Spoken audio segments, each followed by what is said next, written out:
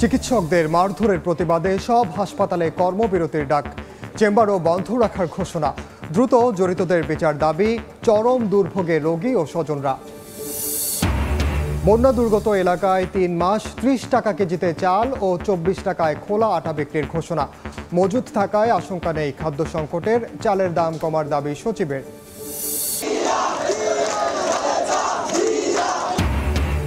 বিএনপির প্রতিষ্ঠাবার্ষিকীতে জিয়াউর রহমানের সমাধিতে শ্রদ্ধা। দেশের বিভিন্ন স্থানে বর্ণাঢ্য আয়োজন, বৈষম্যহীন সমাজ গড়তে নেতাকর্মীদের কাজ করার আহ্বান। এসআলমের ৬টি সহ ৯ ব্যাংকের সঙ্গে লেনদেনে চট্টগ্রাম বন্দর কর্তৃপক্ষের নিষেধাজ্ঞা। আমানত ১২০০ কোটি টাকা ৬ মাসের মধ্যে ফেরতের আশ্বাস ব্যাংক সংশ্লিষ্টদের। বাংলার সময়ের সঙ্গে আছি আমি ওমর ইনান। ঢাকা মেডিকেলে চিকিৎসকদের মারধর ও লাঞ্ছিতের প্রতিবাদে সারা দেশে সব সরকারি বেসরকারি হাসপাতালে কর্মবিরতির ডাক দিয়েছেন চিকিৎসকরা।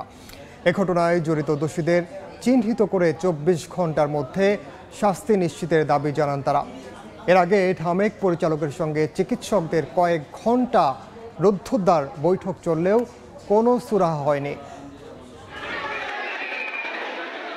ঘটনার উৎপত্তি সড়ক দুর্ঘটনায় মারা যাওয়া বিশ্ববিদ্যালয় শিক্ষার্থী আহসানুল ইসলাম দীপ্তকে ঘিরে। সাধারণ শিক্ষার্থীরা অভিযোগ তোলেন, ঢাকা মেডিকেলে চিকিৎসকের অবহেলায় মৃত্যু হয়েছে তার। মারধর করা হয় দায়িত্বরত এক চিকিৎসককে। শনিবার বিকেলের এই ঘটনার পর ধারালো অস্ত্র নিয়ে মধ্যরাতে আবার হাসপাতালে ঢুকে পড়ে একটি পক্ষ।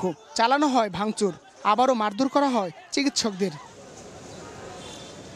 এ ঘটনার বিচার দাবিতে রোববার সকাল থেকে হাসপাতালের জরুরি বিভাগ, বহির্বিভাগ সহ ওয়ার্ডে চিকিৎসা সেবা বন্ধ করে দেন চিকিৎসকরা। সঙ্গে নিরাপত্তা নিশ্চিতের দাবি তোলেন তারা। জড়ো হতে থাকেন হাসপাতালটির পরিচালকের কক্ষের সামনে। সকাল থেকে দুপুর পর্যন্ত চলে তাদের রুদ্ধদ্বার আলোচনা। তবে কোনো সুরাহা না হওয়ায় চিকিৎসকরা সারা দেশে সব সরকারি বেসরকারি হাসপাতালে অনির্দিষ্টকালের জন্য কর্মবিরতির ডাক দেন। এরপরও তাদেরকে বোঝানোর চেষ্টা অব্যাহত রাখেন পরিচালক। তার যে অপোনেন্ট গ্রুপ ছিল, সে ঢাকা মেডিকেল কলেজের ইমার্জেন্সি কমপ্লেক্সের ভিতরে ঢুকে চাপাতি দিয়ে কূপে তার হত্যা নিশ্চিত করে এখান থেকে চলে গিয়েছে। তাহলে আমরা দেখতে চাই যে এখানে রুগীও সেফ না। আপনারা কোথায় সেবা নিতে আসছেন? এখানে রুগীও সেফ না। নিজের সিকিউরিটির জন্য আমরা আজকে থেকে কর্মবিরতিতে যাচ্ছি। এদিন সকাল থেকে হাসপাতালের জরুরি বিভাগে বাড়তে থাকে আগত রোগীদের ভিড়। এদিকে ঢাকা মেডিকেল কলেজ হাসপাতালের জরুরি বিভাগের কক্ষ ভাঙচুর এবং চিকিৎসকের ওপর হামলার প্রতিবাদে রংপুর মেডিকেলে কর্মবিরতি পালন করছেন চিকিৎসকরা। হঠাৎ কর্মবিরতিতে চরম বিপাকে পড়েছেন রোগী ও স্বজনরা। চট্টগ্রাম মেডিকেলে প্রায় ১ ঘন্টা বন্ধ ছিল চিকিৎসা সেবা। দুপুর থেকে রংপুর মেডিকেল কলেজ হাসপাতালের জরুরি বিভাগের গেট তালাবদ্ধ করে কর্মবিরতি শুরু করেন চিকিৎসকরা। এ সময় নিজেদের দাবি আদায়ে নানা স্লোগান দেন তারা। হামলাকারীদের দ্রুত গ্রেফতার এবং চিকিৎসকদের কর্মক্ষেত্রে নিরাপত্তা নিশ্চিত না করা পর্যন্ত কর্মবিরতির মাধ্যমে আন্দোলন চালিয়ে যাওয়ার হুঁশিয়ারি দেন আন্দোলনকারী চিকিৎসকরা।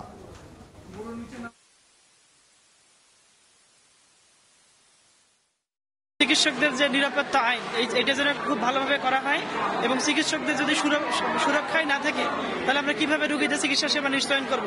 এজন্য আমরা চাই একটা চিকিৎসা সেবার সঠিক আইন থাকুক, যেখানে চিকিৎসকদের সুরক্ষা সবার আগে প্রাধান্য দেওয়া হবে। যতদিন পর্যন্ত আমাদের দাবি মেনে নেওয়া হবে না বা আমাদের নিরাপত্তার ব্যবস্থা করা হবে না, আমাদেরকে আমাদের সুযোগ সুবিধা দেওয়া হবে না, ততদিন পর্যন্ত আমরা এই কর্মবিরতিতে থাকবো। অনেক কষ্টকর করতেছে রোগীগুলো। এমনি তো রোগীর মনে করেন যে মেডিকেলে দৌড়দৌড়ি করতে পেশেন্টের জীবন শেষ হয়ে যায়। ডাক্তারের গায়ে হাত তুলছে, ওটা প্রশাসনিক ব্যবস্থা নিবে। তাই বলি সারা বাংলাদেশ শাটডাউন দিতে পারে না তো তারা। এই মুহূর্তে রংপুর মেডিকেল কলেজ হাসপাতালে আছেন সহকর্মী আব্দুর রশিদ জীবন। সরাসরি যাচ্ছি তার কাছে। জীবন, মূলত দুটি দাবিতে রংপুর মেডিকেল কলেজ হাসপাতালে কর্মবিরতি পালন করছেন রংপুর মেডিকেল কলেজ হাসপাতালের চিকিৎসক। এবং আমরা যেটি দেখছি সারা দেশের মতো রংপুর মেডিকেল কলেজ হাসপাতালের যে চিকিৎসকরা রয়েছেন তারাও কিন্তু বেলা 2টো থেকে এই মেডিকেল কলেজের যে জরুরি বিভাগটি রয়েছে সেখানে তারা অবস্থান নিতে শুরু করেন। এবং বেলা 2:30টার দিকে আমরা যদি দেখি যে জরুরি বিভাগের যে গেটটি রয়েছে, প্রধান যে গেটটি, সেটি কিন্তু তারা আসলে তালাবদ্ধ করে ভিতরে আসলে অবস্থান নেন। এবং এই সময় তারা আসলে তাদের যে দাবিগুলো রয়েছে, বিভিন্ন দাবি দাবা তুলে আসলে তারা স্লোগান দিতে থাকেন। এবং তারা যেটি বলছেন যে ঢাকা মেডিকেলের চিকিৎসক চিকিৎসককে যে হামলা করা হয়েছে সেই হামলার সঙ্গে যারা জড়িত তাদের দ্রুত বিচারের আওতায় আনতে হবে এবং একই সাথে সারা বাংলাদেশের চিকিৎসকের যে সুরক্ষা চিকিৎসকদের সুরক্ষার যে ব্যবস্থা সেটি যেন নিশ্চিত করা হয়। এই দুটো দাবিতে মূলত তারা আজকে থেকে কর্মবিরতি শুরু করছেন এবং তারা যেটি বলছেন যে যতক্ষণ পর্যন্ত তাদের এই দাবি মেনে নেওয়া হবে না, তাদের এই দাবি আদায় হবে না, ততক্ষণ পর্যন্ত তারা কর্মবিরতি চালিয়ে তাদের যে কর্মসূচি সেটি তারা চালাবেন। এবং এই যে কর্মসূচিকে ঘিরে আগামীকালকেও কিন্তু তারা আসলে সকাল থেকে মানববন্ধনের ডাক দিয়েছেন, বিক্ষোভের ডাক দিয়েছেন এবং বেলা 4:30 পর্যন্ত আমরা দেখছি যে এই জরুরি বিভাগের সামনে তারা অবস্থান করছিলেন এবং 2:30 থেকে এখন পর্যন্ত কিন্তু জরুরি বিভাগের এই গেটটি বন্ধ রয়েছে এবং এই কারণে কিন্তু যারা রোগী রয়েছেন, বিশেষ করে যারা মুমূর্ষু অবস্থায় আছেন, তাদেরকে কিন্তু ভোগান্তিতে পড়তে হচ্ছে। যেহেতু এটি আসলে জরুরি বিভাগের গেট, এই গেটটি আসলে বন্ধ থাকবার কারণে, তালাবদ্ধ থাকবার কারণে তাদেরকে খানিকটা পথ ঘুরে ঘুরে কিন্তু মেডিকেলে আসতে হচ্ছে এবং তারপরে কিন্তু অন্য গেট দিয়ে ঢুকে তাদেরকে ভর্তি হতে হচ্ছে। এবং আরো যেটি ভোগান্তির যে বিষয় সেটি হচ্ছে যে ভর্তি হতে পারলেও কিন্তু মেডিকেলে চিকিৎসকরা না থাকায় কিন্তু তারা আসলে চিকিৎসা সেবা পাচ্ছেন না এবং এক্ষেত্রে যারা মুমূর্ষু অবস্থায় আছেন তাদের অবস্থা কিন্তু আরো বেগতিক হয়ে যাচ্ছে, তারা কিন্তু আরো সমস্যায় পড়ছেন এবং অনেককেই আমরা দেখছি যে হাসপাতাল ছেড়ে চলে যাচ্ছেন, অন্য যে বেসরকারি হাসপাতালগুলো আছে সেইগুলোতে তারা চলে যাচ্ছেন এবং রোগীর যে স্বজনরা রয়েছেন তাদের অনেকের সঙ্গে আমার কথা হয়েছে, তারা যেটি বলছেন যে তারা তো একেবারে জীবন মৃত্যু সন্ধিক্ষণে হাসপাতালে যেহেতু আসেন এবং সেখানে যখন চিকিৎসকরা যখন আসলে হাসপাতালে চিকিৎসা সেবা দিচ্ছেন না তখন কিন্তু তারা আসলে বিপাকে পড়ে যাচ্ছেন এবং তাদের যে ভোগান্তি সেটি কিন্তু তীব্র থেকে তীব্রতর হচ্ছে। এবং আমরা এখন পর্যন্ত দেখেছি ইন্টার্ন চিকিৎসকরা এখানে অবস্থান করছিলেন, 4:30 পর তারা এখান থেকে চলে যান এবং এখন পর্যন্ত কিন্তু হাসপাতালের যে ওয়ার্ডগুলো রয়েছে সেখানে কোনো চিকিৎসক নেই। যারা রোগী আসছেন তারাও কিন্তু ঘুরে ঘুরে যাচ্ছেন। তো রোগীর যে ভোগান্তি সেটি যেমন চরমে রয়েছে, অন্যদিকে যারা চিকিৎসক রয়েছেন তারা যেটি বলছেন যে তাদের দাবি আদায় না হওয়া পর্যন্ত তাদের এই কর্মসূচিটা তারা চালিয়ে যাবেন। তো সব মিলে এই ছিল রংপুর মেডিকেল কলেজ হাসপাতাল থেকে সব শেষ। সরাসরি যুক্ত ছিলাম রংপুর মেডিকেল কলেজ হাসপাতালে। ঢাকা মেডিকেল কলেজ হাসপাতালের ঘটনায় সিসিটিভি ফুটেজ বিশ্লেষণ করে দায়ীদের আইনের আওতায় আনা হবে বলে জানিয়েছেন স্বাস্থ্য উপদেষ্টা। দুপুরে সচিবালয়ে কর্মবিরতি প্রত্যাহার করে চিকিৎসকদের কাজে ফেরার আহ্বান জানান তিনি। হাতে তুলে নিলে দেশ আর দেশ থাকে না, বিশৃঙ্খলা হয়ে যায়। সিসিটিভি ফুটেজ যেগুলি নিশ্চয়ই আসছে, এগুলো বিশ্লেষণ করে আমি তাদেরকে আইনের আওতায় আনবো, এটা আমার অঙ্গীকার। আর তেমনি আমার ডাক্তারদের আমি বলবো, তোমরা আমার সন্তানের মতো, তোমরা এই শাটডাউন তুলে নাও, মানুষের সেবা করার জন্য এসছো, এই সেবাটা দাও। নিজেকে তো অনেক উজাড় করে দিয়েছো, আবারও উজাড় করে দাও। তোমরা প্রমাণ করো তোমরা মানুষের সেবার জন্যই এসছো। অন্য প্রসঙ্গ, দেশব্যাপী নানা কর্মসূচিতে উদযাপন করা হলো বিএনপির 46তম প্রতিষ্ঠাবার্ষিকী। সরব উপস্থিতি ছিল কেন্দ্রীয় ও স্থানীয় নেতাকর্মীদের।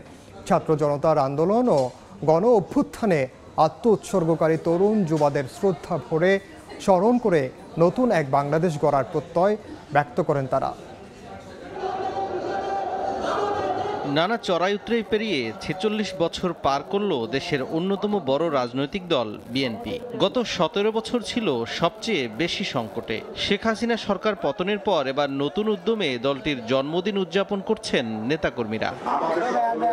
রোববার সারা দেশে একযোগে পালন করা হয় বিএনপির প্রতিষ্ঠাবার্ষিকী। এ উপলক্ষে নেয়া প্রতিটি কর্মসূচিতে সরব উপস্থিতি ছিল কেন্দ্রীয় ও স্থানীয় নেতাকর্মীদের। জাতীয় ও দলীয় পতাকা উত্তোলনের মধ্য দিয়ে দিনটির শুভ সূচনা করেন তারা। এরপর আলোচনা সভার আয়োজন করা হয় বিভাগীয়, জেলা ও উপজেলা সহ দেশের প্রত্যন্ত এলাকার প্রতিটি অঙ্গ ও সহযোগী সংগঠনের অফিসেও।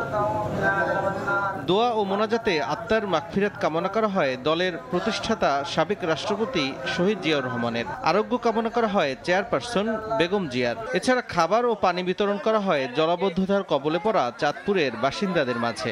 সাধারণ ছাত্র জনতার বিজয় হলো, এটা যেমন একদিক দিয়ে আমাদের আনন্দের পাশাপাশি এই বিজয় অর্জন করতে গিয়ে যে সমস্ত ছাত্র জনতা অকাতরে জীবন বিলিয়ে দিয়েছেন, শাহাদাত বরণ করেছেন, তাদের সেই শোক এখনো মুছে যায়নি। তারেক রহমান তার নির্দেশ, যেহেতু এই প্রতিষ্ঠা বার্ষিকী একদম দোয়া মাহফিলের মাধ্যমে শেষ করতে হবে, এখানে যে খরচটা হবে সেটা ওই ত্রাণবাসী মানুষের জন্য দেওয়ার জন্য, কাজে আমরা সেটাই পালন করেছি। দলের প্রতিষ্ঠাতা চেয়ারম্যান, স্বাধীনতার ঘোষক শহীদ রাষ্ট্রপতি জিয়াউর রহমানের বীরত্তমের রুহের মাগফিরাত কামনা করেছি। আমরা দোয়া করেছি বিএনপির মাননীয় চেয়ারপারসন, 3বারের সফল প্রধানমন্ত্রী গণতন্ত্রের মা দেশটিতে বেগম খালেদা জিয়ার জন্য। প্রতিষ্ঠাবার্ষিকীর অনুষ্ঠানমালায় প্রশংসা করা হয় দেশের ছাত্র জনতার আন্দোলন ও গণ অভ্যুত্থানে আত্ম উৎসর্গকারী তরুণ যুবাদের। পাশাপাশি স্বৈর শাসনের বিরুদ্ধে লড়াই করে হতাহত ও গুম হওয়া দলের নেতাকর্মীদেরও শ্রদ্ধা ভরে স্মরণ করা হয়। হত্যা, দুর্নীতি সহ সব অপরাধে জড়িতদের আইনের আওতায় আনতে অন্তর্বর্তীকালীন সরকারের প্রতি আহ্বান জানানো হয়। গণমানুষের যে অধিকার, ভোটের অধিকার, সেটা ফিরিয়ে আনার জন্য তৃণমূল পর্যায়ে আমরা বার্তা দিয়েছি, তারা অক্ষরে অক্ষরে পালন করার চেষ্টা করছেন। দেশবিরোধী সব ষড়যন্ত্র রুখে দিতে দেশবাসীকে ঐক্যবদ্ধ হওয়ার আহ্বান জানান বিএনপি নেতাকর্মীরা। দেশবাসীকে সঙ্গে নিয়ে নতুন এক বাংলাদেশ গড়ার প্রত্যয় ব্যক্ত করেন তারা। তৌফিক মাহমুদ, সময় সংবাদ। বাংলার সময় আরও থাকছে। কার্যকর হলো জ্বালানি তেলের নতুন দাম। লিটারে 6 টাকা কমে বিক্রি হচ্ছে অকটেন পেট্রোল। ডিজেল 105 টাকা 25 পয়সায়, আরও কমানোর আহ্বান সাধারণ মানুষের। কোনো রকম সংকট না থাকা সত্ত্বেও বন্যার কারণে যানবাহন চলাচল বন্ধ থাকার পাশাপাশি ত্রাণ কাজে বিপুল পরিমাণ চাল লাগছে। এই দুই অজুহাতে 10 দিনের ব্যবধানে 50 কেজির প্রতি বস্তায় চালের দাম বেড়েছে 200 থেকে 400 টাকা পর্যন্ত। একই সঙ্গে দেশের উত্তর এবং দক্ষিণাঞ্চলের মোকামগুলোতে ধান ও চালের মজুত গড়ে তুলে সিন্ডিকেট ব্যবসায়ীরা কৃত্রিম সংকট দেখিয়ে দাম বাড়াচ্ছে বলেও অভিযোগ উঠেছে।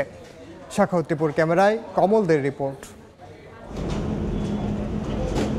বন্যা দেখা দেওয়ার আগে অর্থাৎ গত 20 আগস্ট পর্যন্ত সাধারণ মানের মোটা সিদ্ধ 50 কেজির প্রতি বস্তা চাল বিক্রি হয়েছে 2000 টাকা দরে, কিন্তু এখন সে চালের দাম বেড়ে বিক্রি হচ্ছে 2400 টাকায়। একইভাবে সব ধরনের চালের দামের বস্তা প্রতি বেড়েছে 200 থেকে 400 টাকা পর্যন্ত। বন্যা এজন্য আমাদের চট্টগ্রামের চাউলের আমদানিটা কম হয়েছে। এই কমের পরিপ্রেক্ষিতে কিছু আমাদের অসাধু ব্যবসায়ী আছে, তারাও স্টক করছে এবং মার্কেটটা অটোমেটিক বাড়িয়ে গেছে। সিদ্ধ চালের মতো অবস্থা আতপ চালের বাজারও। পাইকারি ব্যবসায়ীদের অভিযোগ, পর্যাপ্ত মজুত থাকার পাশাপাশি সরবরাহ ব্যবস্থা স্বাভাবিক থাকা সত্ত্বেও শুধুমাত্র বন্যা এবং ত্রাণের অজুহাতে বাড়ানো হচ্ছে চালের দাম। ধান স্টক করার একটা শ্রেণী বের হয়ে গেছে, তারা ডেইলি 100, 150, 200 করে মনে ধানের দাম বাড়িয়ে দিচ্ছে। সেটার ইফেক্ট চাউলের বাজারে পড়তেছে। ধান উৎপাদন এলাকা হিসেবে পরিচিত রাজশাহী, নওগাঁ, কুষ্টিয়া, দিনাজপুর, পাবনা এবং বগুড়ার মোকামে ধান চাল মজুত রেখে বাজারে কৃত্রিম সংকট সৃষ্টির চেষ্টা চলছে বলে অভিযোগ উঠেছে। মোকাম মালিক এবং মিলাররা আগের চাহিদাপত্র অনুযায়ী চাল দিতে অস্বীকৃত জানালো বাড়তি দাম পেলে গুদামগুলোতে চালবাহী ট্রাক পাঠাচ্ছে।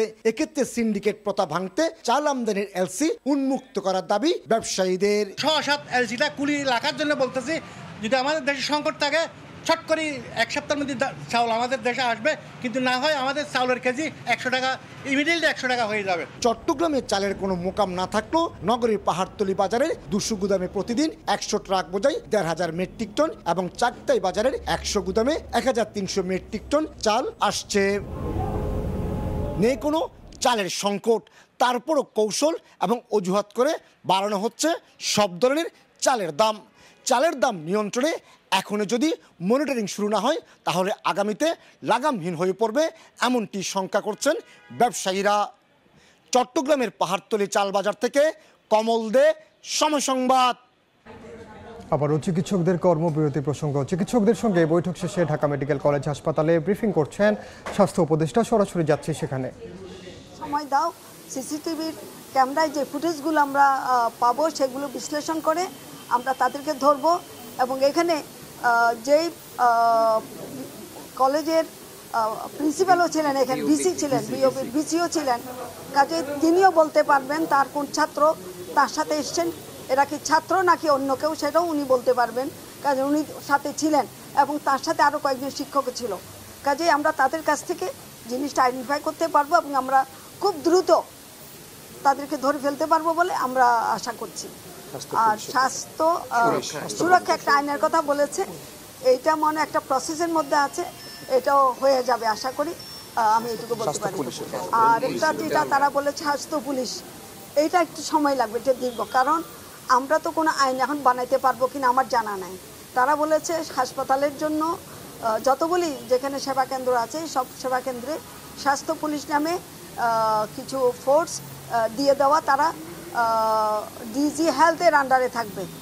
তো এইটা করতে হলেও হয়তো নতুন আইন করতে হবে, সেটা আমি জানি না, সেই জন্য আমি বলছি এটা আমি ফিরে গিয়ে ওখানে আলাপ করব। এটা যদি আইন বানাইতে হয় আমাদের পক্ষে সেই আইন করা সম্ভব কিনা সেটাও আমি জানি না, ওইটা একটু সময় লাগবে।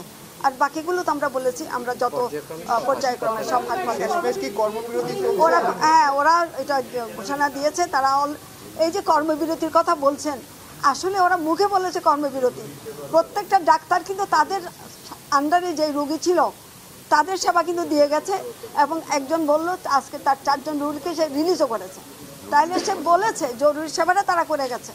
মানবিক, তারা অনেক বেশি মানবিক, এই মানবিকতার উদাহরণ কিন্তু তারা রেখেছে। কাজে তারা জরুরি সেবাটা চালু হয়ে যাবে। আর ভিতরে তো তার সেবা করছে, তারা তো আসলে বন্ধ করে নাই, আমি বললাম বিভাগটা যেভাবে বন্ধ রয়েছে, টিকিট কার্যক্রম বন্ধ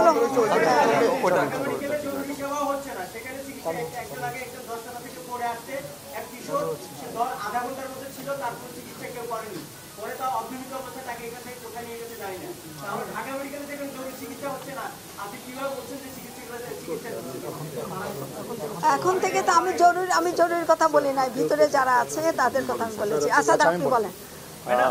তারা এখন থেকে তারা জরুরি চিকিৎসা সেবা চালু করবেন, এবং যে নিশ্চয়তা ওনারা চেয়েছেন সিকিউরিটি, সেটা আমরা সেনাবাহিনী, বিজিবি, পুলিশ এবং আনসারের সমন্বয়ে আমরা সিকিউরিটি এনশিওর করব, এবং তাদের যে আসামিরা এই অঘটন ঘটিয়েছে তাদেরকে অ্যারেস্ট করার পরপরই তারা সম্পূর্ণ সার্ভিস চালু করবেন সারা দেশব্যাপী। এখন থেকে জরুরি চিকিৎসা সেবা এখন থেকে শুরু হচ্ছে।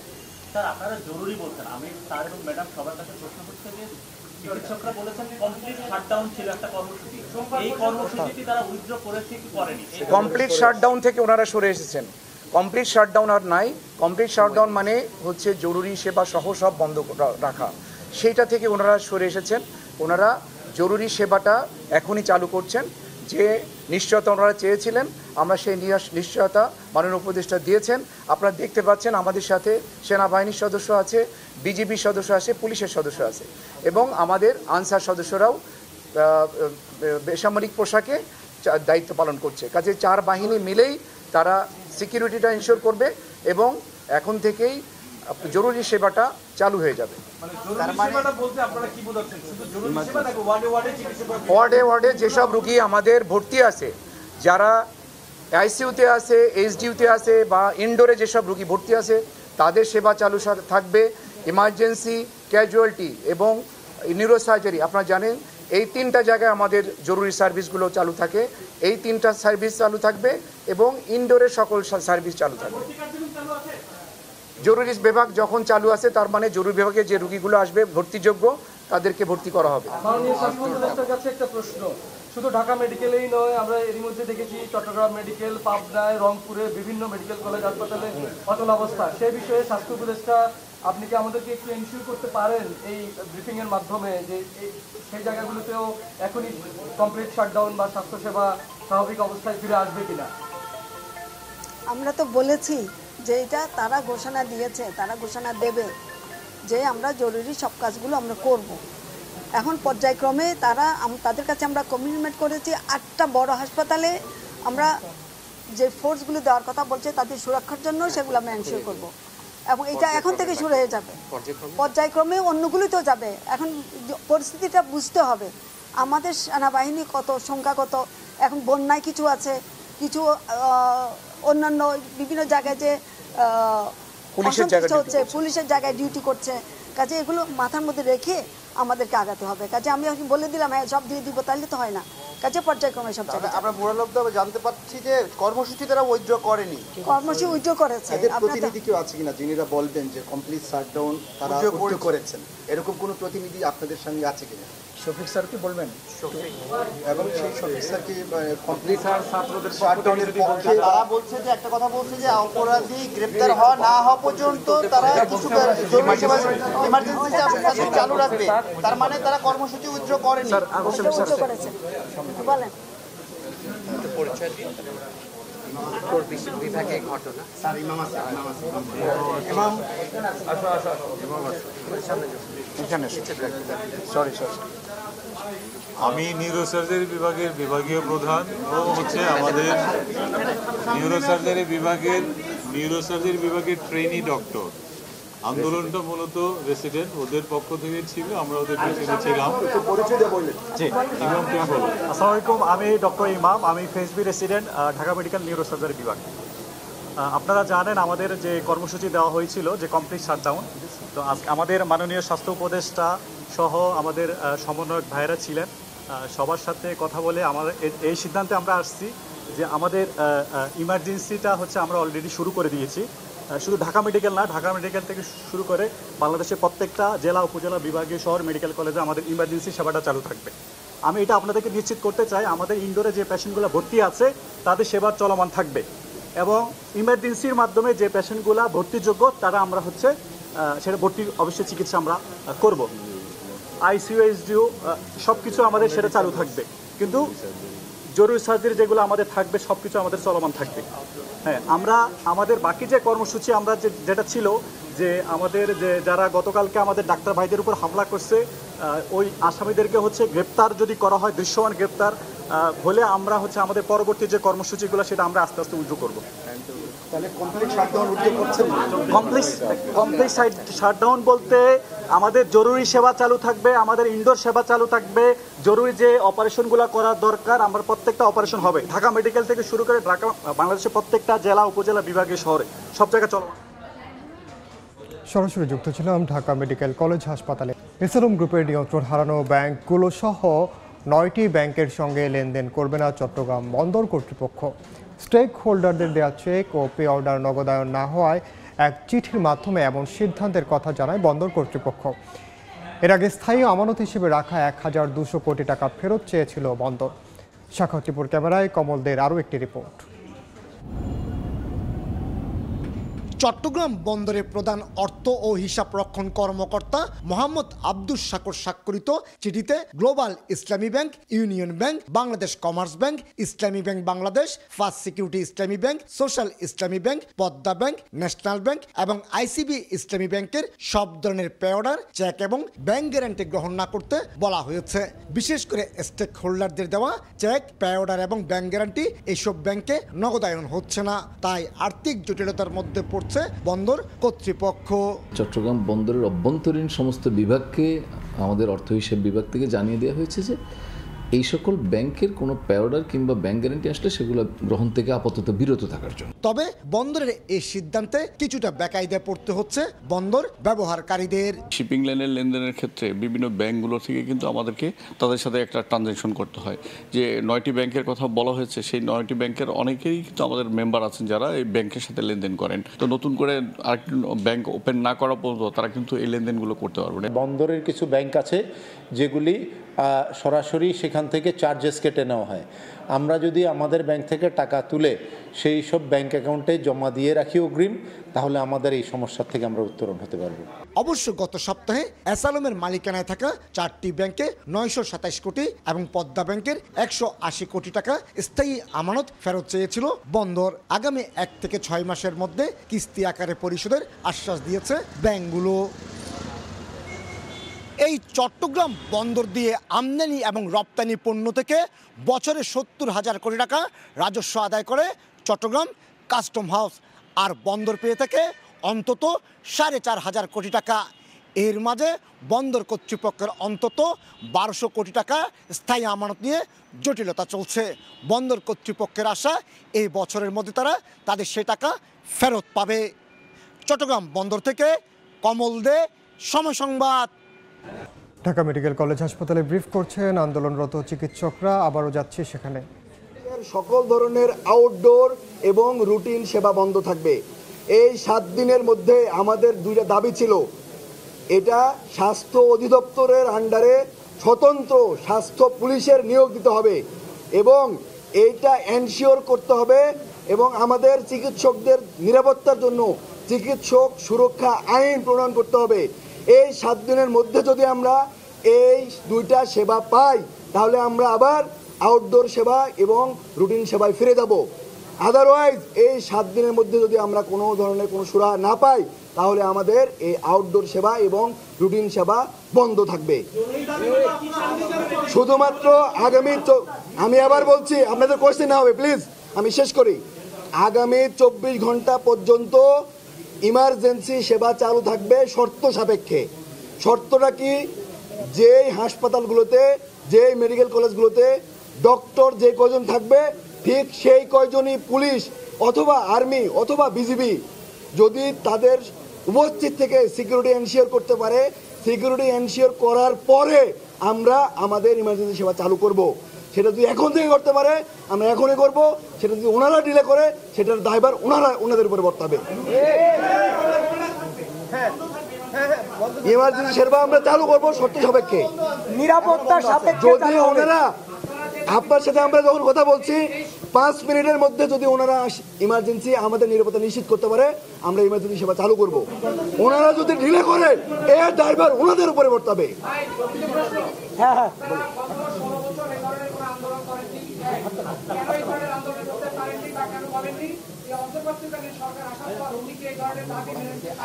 আপনারা আমাদের মিডিয়ার ভাই, আপনারা আমাদের মিডিয়ার ভাই, প্লিজ প্লিজ শেষ করতে দেন, প্লিজ প্লিজ প্লিজ। আপনাদের প্রশ্নের উত্তর আমাদের সুমনরা স্যার দিবেন। প্রশ্নের উত্তর আপনি যে বলেন। আচ্ছা হ্যাঁ, ওনার প্রশ্ন যে গত 16 বছর কেন করিনি।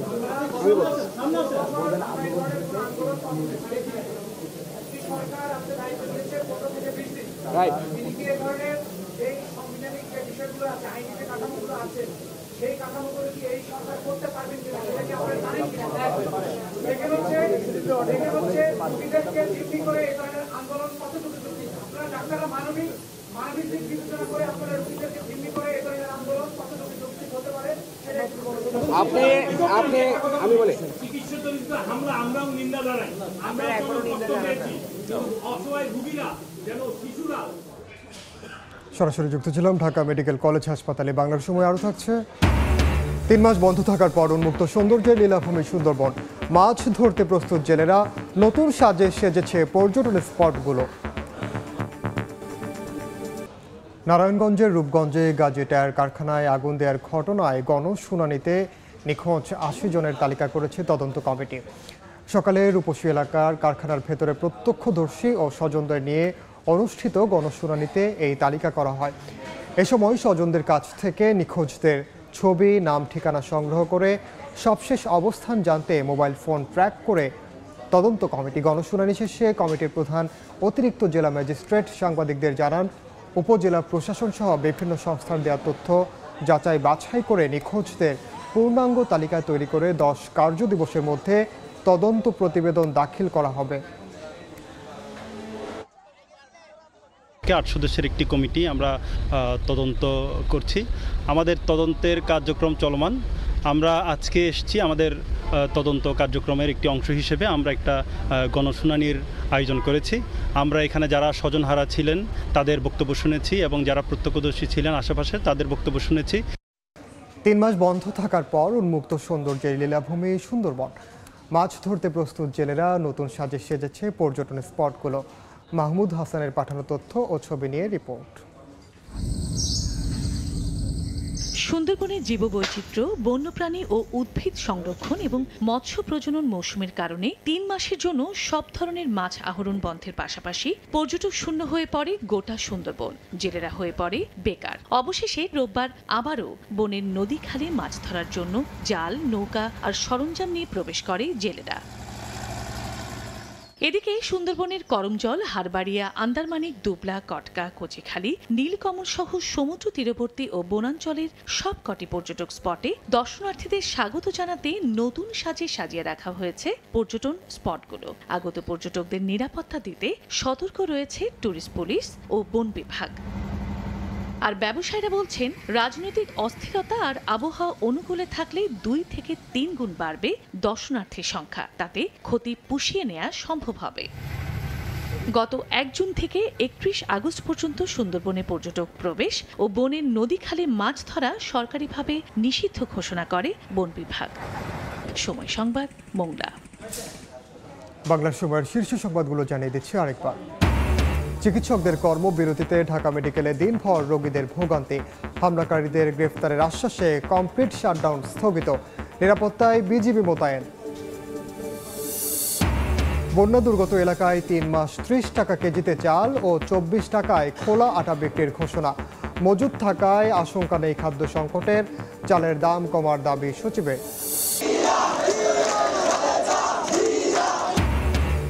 বিএনপির প্রতিষ্ঠাবার্ষিকীতে জিয়াউর রহমানের সমাধিতে শ্রদ্ধা। দেশের বিভিন্ন স্থানে বর্ণাঢ্য আয়োজন। বৈষম্যহীন সমাজ গড়তে নেতাকর্মীদের কাজ করার আহ্বান।